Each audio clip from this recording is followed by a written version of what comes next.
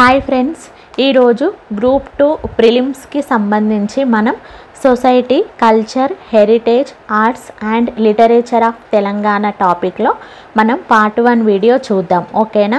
మరి ఇందులో first question చూసినట్టయితే తెలంగాణ కుంభమేళాగా పరిగణించే జాతర ఏది? ఆన్సర్ ఆప్షన్ 3 సమ్మక్క సారలమ్మ జాతర. ఫ్రెండ్స్, ఇక్కడ ఈ సమ్మక్క సారలమ్మ జాతర ఆసియా ఖండంలోనే అతిపెద్ద గిరిజన జాతరగా యునెస్కో వారిచే గుర్తింపు పొందింది. ఓకేనా? అయితే ములుగు జిల్లాలోని తాడ్వాయి మండలం మేడారంలో ఈ జాతర 2 సంవత్సరాలకు ఒకసారి జరుగుతుంది. మరి దీనినే మేడారం జాతర అని కూడా పిలుస్తారు. ఓకేనా? ఈ పాయింట్స్ కూడా గుర్తుపెట్టుకోండి. నేను అక్కడక్కడ మనకి ఇంపార్టెంట్ అనిపించింది ఎక్స్ప్లెనేషన్ ఇస్తూ ఉంటాను. ఎందుకంటే మనకి ఈ క్వశ్చన్ మెయిన్స్లో వచ్చినా కూడా ఖచ్చితంగా మనం ఆన్సర్ చేసినప్పుడు వాటికి డిస్క్రిప్షన్ బాక్స్లో కూడా మనం రాయాల్సి ఉంటుంది ఆన్సర్. కాబట్టి నేను అక్కడ ఇంపార్టెంట్ అనిపించింది ఖచ్చితంగా ఎక్స్ప్లెయిన్ చేశాను. ఓకేనా? మరి మీరు చివరి వరకు ఇలాగే స్కిప్ చేయకుండా చూడండి.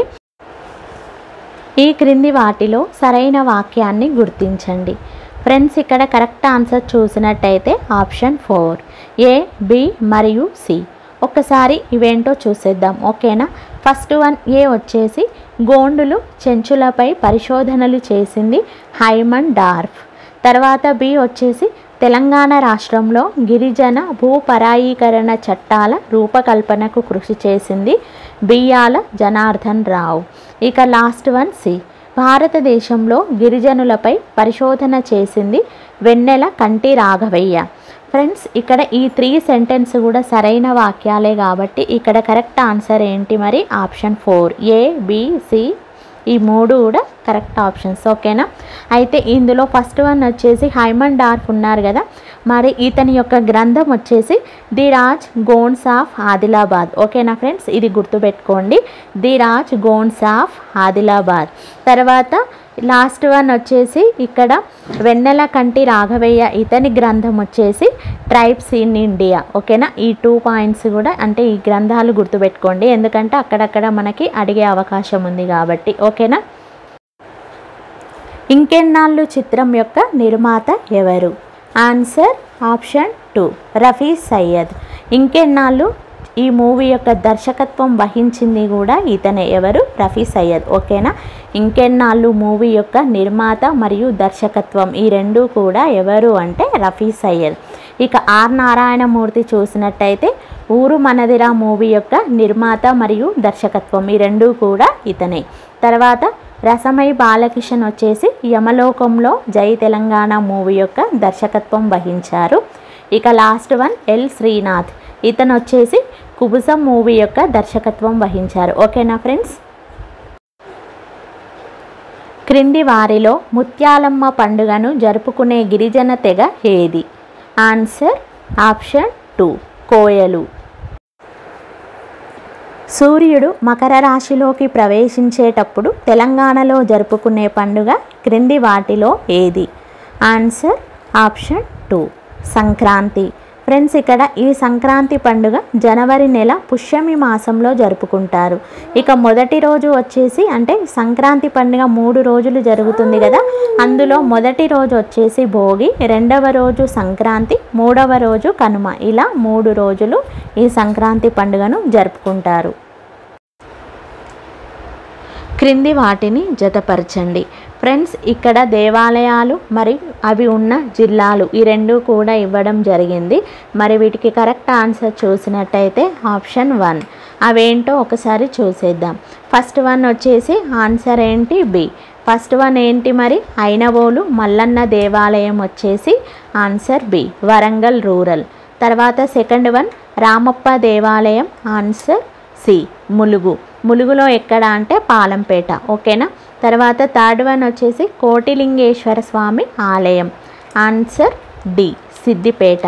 తర్వాత లాస్ట్ వన్ వచ్చేసి నవబ్రహ్మ దేవాలయం. మరి ఈ నవబ్రహ్మ దేవాలయం ఎక్కడ అంటే ఆన్సర్ ఏ, జోగులాంబ గద్వాల.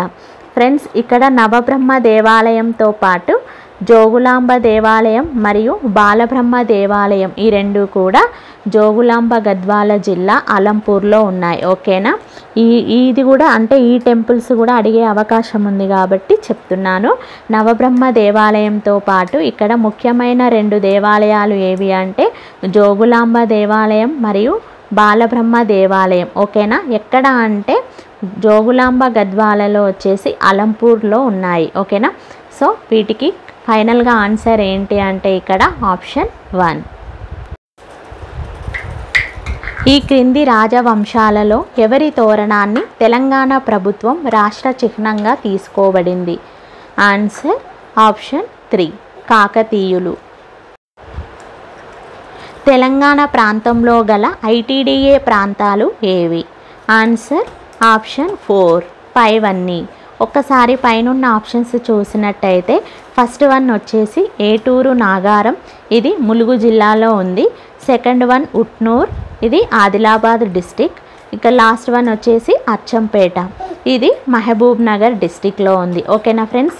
ఇక్కడ మరి ఆన్సర్ ఏంటి? ఆప్షన్ 4 పైవన్నీ. మరి ఇక్కడ ఐటీడీఏ అంటే ఏంటి అంటే ఇంటిగ్రేటెడ్ ట్రైబల్ డెవలప్మెంట్ ఏరియా. ఓకేనా. యము ఏ అగరా అని షియా ముస్లింలు ఏ పండుగను పిలుస్తారు? Answer option 4 Muharram. ఫ్రెండ్స్ ఇక్కడ రంజాన్ తర్వాత ముస్లింలకు పవిత్ర మాసం ఇదే. ఓకేనా. తర్వాత మొహరం అన్న పేరు హారం అనే పదం నుండి ఉద్భవించింది. మరి ఇక్కడ హారం అంటే ఏం లేదండి, నిషిద్ధం అనే అర్థం. ఓకేనా. దక్షిణ దేశంలో అత్యధికంగా ఉన్న దేశీయ తెగ ఏది? Answer option 3 కోయలు. ఫ్రెండ్స్ ఇక్కడ దక్షిణ భారతదేశంలో అత్యధికంగా నివసించేవారు ఎవరు అంటే కోయలు. ఇక ఎరుకలు వచ్చేసి తెలంగాణలో అన్ని జిల్లాల్లో కూడా విస్తరించి ఉన్నారు. ఇక గోండులు వచ్చేసి తెలంగాణ, మహారాష్ట్ర, ఛత్తీస్గఢ్ ఈ 3 రాష్ట్రాలలో ఎక్కువగా జీవిస్తుంటారు. ఇక లాస్ట్ వన్ ప్రధాన్. ఇక్కడ ప్రధానును పరధాన్ లేదా పర్ధాన్ అని కూడా పిలుస్తారు. వీరు వచ్చేసి ఆదిలాబాద్ జిల్లాలో ఎక్కువగా జీవిస్తుంటారు. ఈ పాయింట్స్ గుర్తుపెట్టుకోండి. ఎరుకలు వచ్చేసి తెలంగాణలో అన్ని జిల్లాల్లో, ఇక గోండులు 3 రాష్ట్రాలు ఏవి? తెలంగాణ, మహారాష్ట్ర, ఛత్తీస్గఢ్. ఇక ప్రధాన్ వచ్చేసి ఆదిలాబాద్ డిస్టిక్లో ఎక్కువగా ఉంటారు. ఇక కోయలు మొత్తం దక్షిణ దేశంలో అత్యధికంగా నివసిస్తారు. ఓకేనా. ఈ పాయింట్స్ గుర్తుపెట్టుకోండి. ఓకే ఫ్రెండ్స్, చూసారు కదా గ్రూప్ 2 ప్రిలిమ్స్కి సంబంధించి society, culture, heritage, arts and literature of Telangana అంటే తెలంగాణ సమాజం, సంస్కృతి, వారసత్వం, కళలు మరియు సాహిత్యం. వీటిలో పార్ట్ 1 10 ఇంపార్టెంట్ క్వశ్చన్స్ చూశారు కదా. దీనికంటే ముందు నేను గ్రూప్ 2 ప్రిలిమ్స్కి సంబంధించి సైన్స్ అండ్ టెక్నాలజీలో కూడా వీడియోస్ చేస్తున్నాను కాబట్టి మీలో ఎవరైనా అవి మిస్ అయినట్లయితే వాటి లింక్స్ కూడా నేను డిస్క్రిప్షన్ బాక్స్లో పెట్టాను కాబట్టి ఒకసారి ఓపెన్ చేసి చూడండి. ఓకేనా. మరి నెక్స్ట్ వీడియోలో మరిన్ని క్వశ్చన్స్తో కలుద్దాం.